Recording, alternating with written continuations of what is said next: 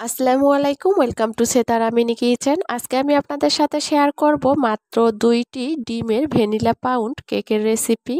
আর এই কেকটি তৈরি করব চুলায়। আর কেক তৈরি করার জন্য সকল ধরনের টিপস এবং ট্রিক্স আজকে আপনাদের সাথে শেয়ার করব। আর এভাবে করে যদি এই কেকটি তৈরি করা হয়, উপরের কালারটা যেমন সুন্দর হবে আর ভিতরটা তেমনি হবে অনেক সফট। চলুন তাহলে দেখে নেওয়া যাক কিভাবে এই ভ্যানিলা পাউন্ড কেকটি তৈরি করতে হয়। এর জন্য একটা বাটিতে নিয়ে নিচ্ছি 2টা ডিম। এখানে আমি 2টা মুরগির ডিম নিয়েছি।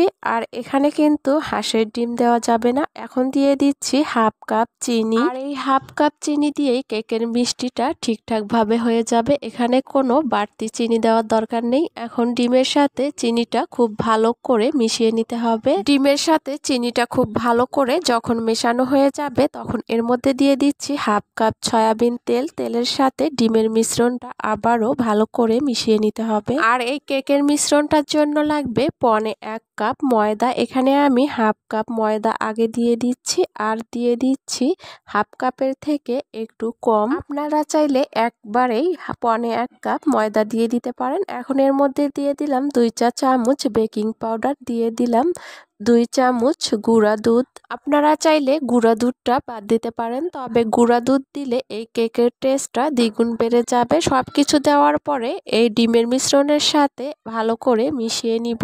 আর এই কেকটা তৈরি করার জন্য এখানে আমি এরকম একটা মোল্ড নিয়েছি, আর মোল্ডের ভিতরে সামান্য একটু তেল ব্রাশ করে নিয়েছি। এখানে লেখালেখির যে পেপার আছে, এই পেপারটা এখানে এই মোল্ডের মধ্যে বসিয়ে দিব। এই কাগজের পরিবর্তে আপনারা এখানে বাটার পেপার অথবা বেকিং পেপারও দিতে পারেন। এখন এই মোল্ডের ভিতরে কেকের মিশ্রণটা দিয়ে দিচ্ছি, আর একটু ট্যাপ করে নিচ্ছি ভালো করে সমান হওয়ার জন্য। এখন এই কেকটা তৈরি করার জন্য চুলার উপরে একটা বড় সাইজের প্যান বসিয়ে দিয়ে উপরে একটা স্ট্যান্ড বসিয়ে দিয়েছি। আর এর স্ট্যান্ডের উপরে বসিয়ে দিলাম কেকের মোল্ড। একটা ঢাকনা দিয়ে ঢেকে দিচ্ছি। এই ঢাকনার উপরে যে ছিদ্রটা রয়েছে, ওই ছিদ্রটাও আমি একটা টিস্যু পেপার দিয়ে বন্ধ করে দিয়েছি। আর অবশ্যই খেয়াল রাখবেন যে ঢাকনাটা দিয়ে আপনি কেকটা ঢেকে দেবেন যাতে চারদিক থেকে কোনো বাতাস বের না হয়।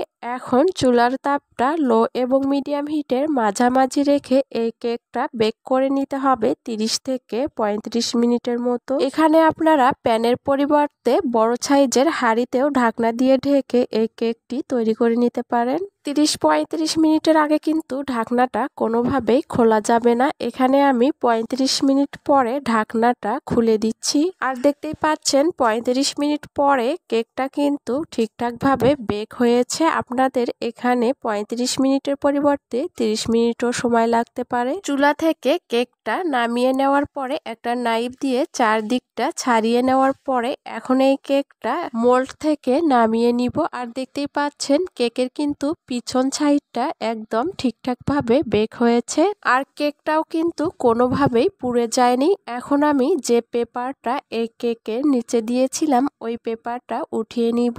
আর দেখতেই পাচ্ছেন কেকের উপরের কালারটা কত সুন্দর এসেছে। পেপারটা উঠিয়ে নেওয়ার পরে হাত দিয়ে একটু চেপে চেপে আপনাদেরকে দেখিয়ে দিচ্ছি কেকটা কতটা সফট হয়েছে। এখন কেকটা এভাবে করে কেটে নিব। কেটে নেওয়ার পরে কাছ থেকে আপনাদেরকে একটু দেখিয়ে দিচ্ছি কেকটা দেখতে ঠিক কেমন হয়েছে। সঠিক মাপ রেখে আপনারা যদি এভাবে করে এই পাউন্ড কেকটি বানিয়ে নেন, তাহলে আপনাদের কেকটাও দেখতে ঠিক একই রকম হবে। আজকের রেসিপিটি আপনাদের কাছে কেমন লেগেছে অবশ্যই কমেন্টে জানাবেন। আশা করছি আজকের এই সহজ রেসিপিটি সবার কাছে অনেক ভালো লেগেছে। এতক্ষণ আমার সঙ্গে থাকার জন্য সবাইকে অনেক ধন্যবাদ। সবাই ভালো থাকবেন, সুস্থ থাকবেন। আল্লাহ হাফেজ।